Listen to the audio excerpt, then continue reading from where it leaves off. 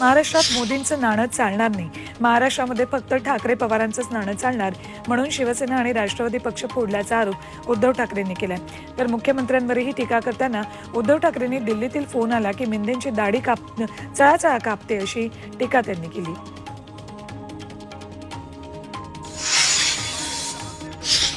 शिवसेनेला नकली म्हणाला, ती तुमची डिग्री आहे का?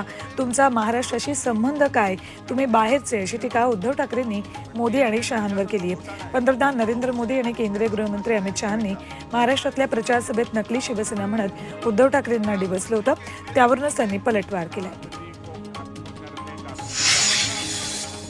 2.5 वर्षामध्ये काय केलं ते ऐकायचं असेल तर एका मंचावर या, असं आव्हान उपमुख्यमंत्री देवेंद्र फडणवीसांनी उद्धव ठाकरेंना केले. 2.5 वर्षात काय केलं असा सवाल उद्धव ठाकरेंनी बोईसर इथल्या सभेत केला होता. त्याला फडणवीसांनी नागपूरमधल्या सभेत उत्तर दिले. राहुल आणि सोनिया गांधींवर भाजपचे राष्ट्राध्यक्ष जे.पी. नड्डांनी कडाडून टीका केली. अर्धे विरोधक जेलमध्ये तर अर्धे बेलवर आहेत असं त्यांनी यावेळी म्हटले. भंडारा गोंदियातल्या भाजपचे उमेदवार सुनील मेंढे यांच्या प्रचार सभेत ते बोलत होते. तसंच मोदींनी त्यांचं सरकार स्थापन झाल्यावर राजकारणाची पद्धत बदलून टाकली असंही ते म्हणाले.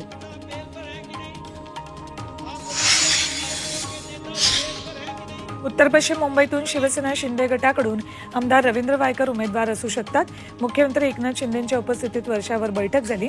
या बैठकीत वायकरांना लोकसभेसाठी तयारी करा असं सांगितल्याची माहिती सूत्रांनी दिली. त्यामुळे शिवसेना ठाकरे गटाचे अमोल कीर्तीकर आणि शिंदे गटाकडून वायकर असा सामना होण्याची शक्यता आहे.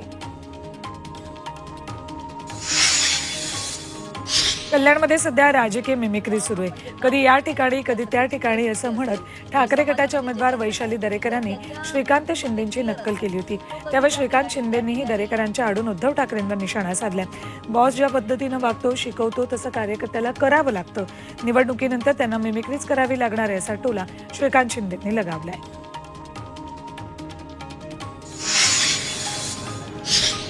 लोकसभा उमेदवारीवरून नाशिक शिवसेना शिंदे गटामध्ये 2 गट पडल्याचं पाहायला मिळतंय.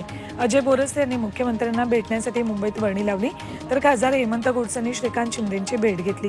नेहमी गोडसेंसोबत असणाऱ्या पदाधिकारी आणि कार्यकर्त्यांपैकी अनेकांनी जाणं टाळल्यानं राजकीय वर्तुळात चर्चा सुरू झाली. भाजपचे माजी आमदार बाळासाहेब सानप यांची छगन भुजबळ यांच्यासोबत बंद दाराआड चर्चा झाली. तब्बल 1.5 तास दोघांमध्ये चर्चा झाली. महानुभाव पंथाच्या नवरात्रोत्सवाचं निमंत्रण देण्यासाठी भेट घेतल्याचं सानप यांचं म्हणणं आहे. सानप आणि भुजबळांच्या भेटीनं राजकीय वर्तुळात मात्र चर्चा सुरू झाल्या.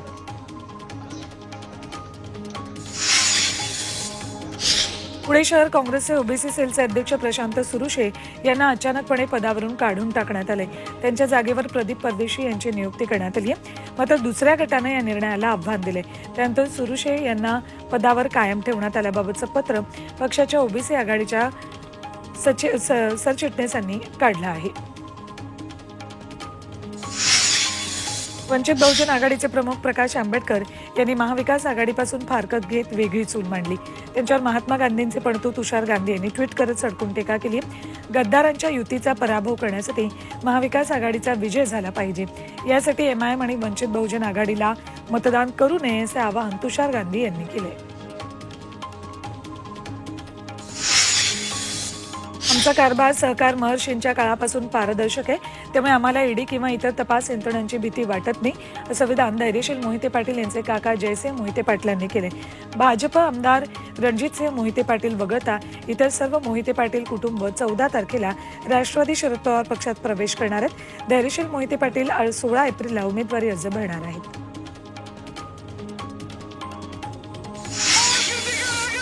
कथित खिचडी घोटाळ्यात काहीही हाती लागणार नाही हे ईडीचे अधिकारी सुद्धा खासगीत कबूल करतायत असा दावा गजानन कीर्तीकरांनी केलाय.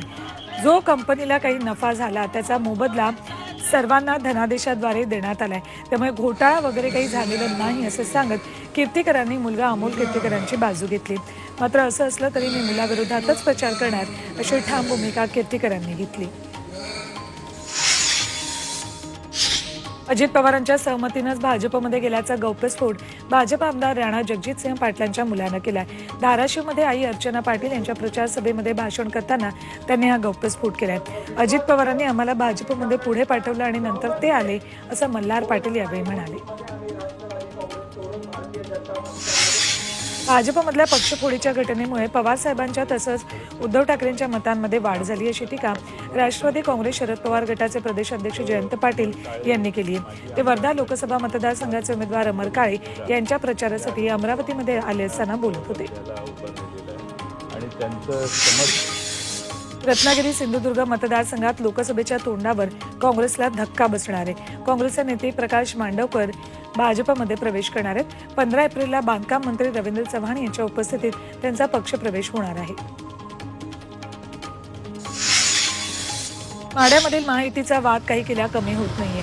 रणजित निंबाळकरांनी थेट नागपूर गाठत उपमुख्यमंत्री फडणवीसांची भेट घेतली आणि माढ्यामध्ये महायुती धर्म पाळण्यासंदर्भात चर्चा केली। आता अजित पवार, फडणवीस आणि रणजित निंबाळकर अशी तिघांची बैठक होणार आहे।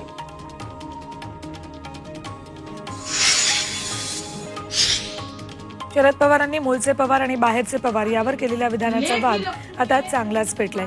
सुनेत्रा पवारांवर टीका करताना शरद पवारांनी त्यांचा उल्लेख बाहेरचे पवार असा केला होता। त्याचा राष्ट्रवादी काँग्रेसच्या प्रवक्त्या रुपाली पाटील ठोंबरे तसंच सामाजिक कार्यकर्ता दमानिया यांनी चांगला समाचार घेतलाय। मुलीच्या प्रेमापोटी शरद पवार धृतराष्ट्र झाल्याची टीका रुपाली ठोंबरेंनी केली।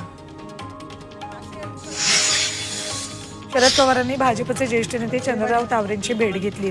तावरे हे माळेगाव सहकारी साखर कारखान्याचे माजी चेअरमन आहेत। 1997 साली चंद्रराव तावरेंनी पवारांची साथ सोडली होती। त्यानंतर अजित पवार आणि तावरेंमध्ये संघर्ष झाला। मात्र आता पवारांनी सांगलीत जाऊन चंद्रराव तावरेंची भेट घेतली।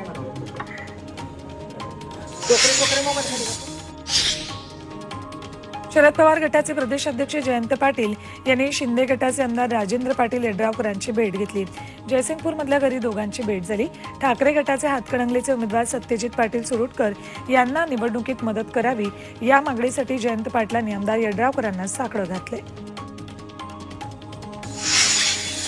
धाराशिव लोकसभेसाठी पहिल्या दिवशी 18 जणांनी 36 उमेदवारी अर्ज घेतलेत। राष्ट्रवादीचे विधान परिषद शिक्षक आमदार विक्रम काळे यांनी 4 उमेदवारी अर्ज घेतले।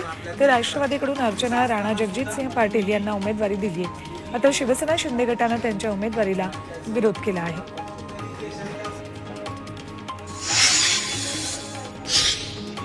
रायगड लोकसभा मतदारसंघात उमेदवारी अर्ज दाखल करण्यास सुरुवात झाली आहे। पहिल्या दिवशी एकही उमेदवारी अर्ज दाखल झाला नाही। मात्र 16 इच्छुकांनी 24 अर्ज घेतल्याची माहिती निवडणूक विभागानं दिली आहे। महाविकास आघाडीचे अनंत गीते 15 एप्रिलला तर महायुतीचे सुनील तटकरे 18 एप्रिलला अर्ज दाखल करणार आहेत। रत्नागिरी सिंधुदुर्ग लोकसभा मतदारसंघातून अपक्ष म्हणून शकील सावंत यांनी उमेदवारी अर्ज दाखल केला। शेकडो कार्यकर्ते तसंच पदाधिकाऱ्यांच्या उपस्थितीत ढोल ताशांच्या गजरात त्यांनी अर्ज दाखल केला। कोकण प्रादेशिक पक्षानं शकील सावंत यांना पक्षाचे पुरस्कृत अपक्ष उमेदवार म्हणून जाहीर केले। सोलापूर लोकसभेसाठी व्यंकटेश्वर महास्वामींनी कर्ज घेऊन उमेदवारी अर्ज दाखल केलाय। काही दिवसांपूर्वी त्यांनी नागपूर मतदारसंघातून देखील अर्ज दाखल केला होता। मात्र नागपूरमध्ये गडकरींना पाठिंबा देऊन माघार घेत सोलापुरातून अर्ज दाखल केल्याची माहिती महास्वामींनी दिली। सोलापूर माढा लोकसभेसाठी महायुतीचे दोन्ही उमेदवार 16 एप्रिलला उमेदवारी अर्ज दाखल करणार आहेत। राम सातपुते आणि रणजितसिंह नाईक निंबाळकर देवेंद्र फडणवीस यांच्या उपस्थितीत अर्ज दाखल करणार आहेत। 3 लाखांपेक्षा अधिक मतांनी विजयी होणार असल्याचा विश्वास राम सातपुतेंनी यावेळी व्यक्त केला।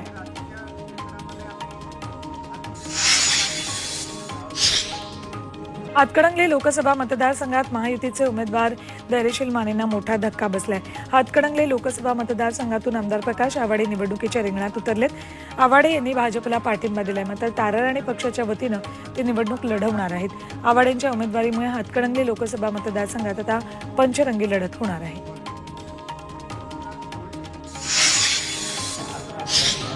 बीडमध्ये ओबीसी बहुजन पार्टीनंही आपला उमेदवार रिंगणात उतरवलाय।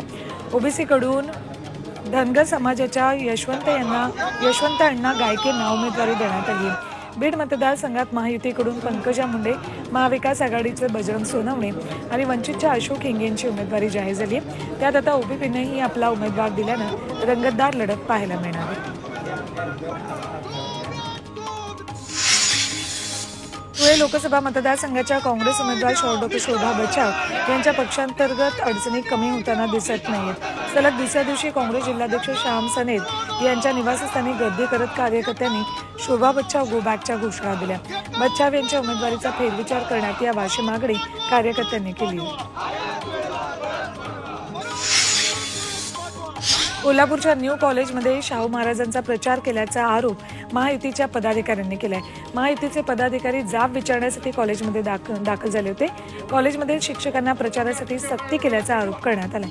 शिक्षकांनी 20 नातेवाईकांना भेटून प्रचार करावा, त्यासाठी फॉर्म वाटप झाल्याचा दावा महायुती पदाधिकाऱ्यांनी केलाय। दक्षिण मुंबईत आणि देशात मोदी हे एकच उमेदवार आहेत, अशी प्रतिक्रिया मंगलप्रभात लोढा यांनी दिली आहे। पुढाचं नाव आहे, यापेक्षा मोदींना पंतप्रधान करायचे। व्यक्ती महत्त्वाची नसून भारताचं भविष्य महत्त्वाचं असल्याचं सुद्धा ते म्हणाले। रायगडच्या पेण तालुक्यातील बाळगंगा धरण प्रकल्पग्रस्तांनी लोकसभा निवडणुकीवर बहिष्कार टाकण्याचा निर्णय घेतलाय।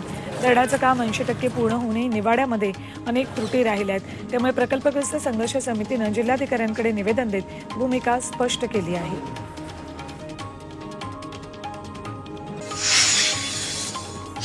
2024च्या निवडणुकीसाठी उद्या भाजप आपला जाहीरनामा प्रसिद्ध करणार आहे। जाहीरनामा प्रसिद्ध करताना भाजप अध्यक्ष JP नड्डा, गृहमंत्री अमित शहा आणि मोदी उपस्थित राहण्याची शक्यता आहे।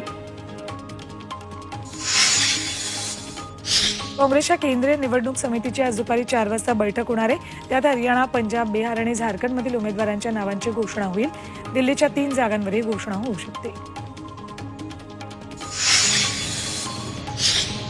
यवतमाळमध्ये आज पहाटेपासून विजेच्या कडकडाटासह अवकाळी पावसानं हजेरी लावली। हवामान खात्याच्या अंदाजानुसार जिल्ह्यामध्ये गेल्या 2 दिवसांपासून पाऊस पडतोय। पावसामुळे उन्हाळी रब्बी पिकं, फळबाग आणि भाजीपाल्याचं मोठं नुकसान झालं। बुलढाण्याच्या मोताळा तालुक्यातील विविध गावात वादळी वाऱ्यासह गारपीट झाली। अचानक झालेल्या गारपीटीमुळे शेतातील मका आणि ज्वारीचं पीक अक्षरशः आडवं झाले। शेतकऱ्याच्या हातातोंडाशी आलेला घास निसर्गाने हिरावून नेलाय। त्यामुळे शेतकऱ्याचं लाखोंचं नुकसान झालंय। प्रशासनानं तात्काळ सर्व्हे करून मदत द्यावी, अशी मागणी शेतकऱ्यांनी केली।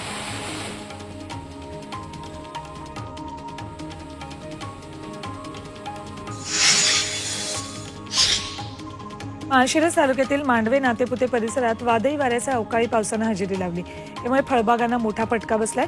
तर सोलापूर जिल्ह्यातील अनेक भागात जोरदार वादळी वाऱ्यामुळे केशर आंबा बागांचं नुकसान झाले। अवघ्या काही दिवसात हंगामाला सुरुवात होण्याच्या आधीच कैऱ्या गळून पडल्यात। त्यामुळे शेतकऱ्यांचं मोठं नुकसान झालंय।